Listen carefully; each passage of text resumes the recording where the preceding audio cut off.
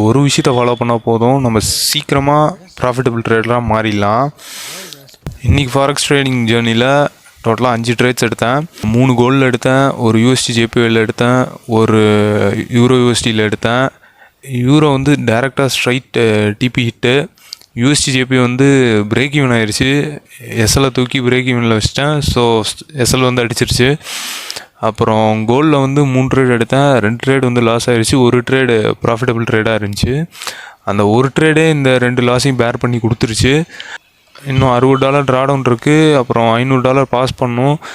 நான் முடிஞ்ச வரைக்கும் சீக்கிரம் ட்ராடவுனை கட் பண்ணிட்டு அதுக்கப்புறமா லாட் சைஸ் பெருசு பண்ணலான்ட்டு இருக்கேன்.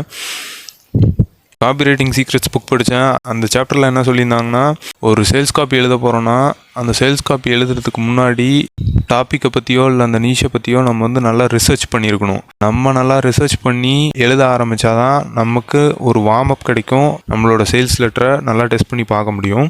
நம்ம டெஸ்ட் பண்ணி பார்க்காம டேரெக்டாக வந்து எழுத ஆரம்பிச்சிட்டோன்னா நம்மளோட சேல்ஸ் காப்பியை வந்து ரீச் ஆகாமலே போகும்.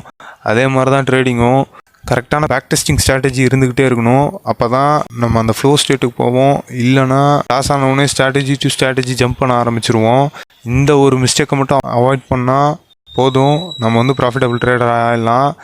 ஆனால் லாஸஸ் இருக்கும், அதை பேர் பண்ணால் தான் நம்மளால் அடுத்த மூக்கு போக முடியும். இல்லை இது லாஸ் ஆகுது, அடுத்த ஸ்ட்ராட்டஜி அப்படின்னு மாறிக்கிட்டே இருந்தோன்னா கடைசி வரைக்கும் குதிச்சிட்டே தான் இருக்கணும். You will not succeed in trading. அப்புறம் என்னோடய ட்ரேடிங் ஜேர்னியை தெரிஞ்சுக்க ஃபாலோ பண்ணுங்கள்.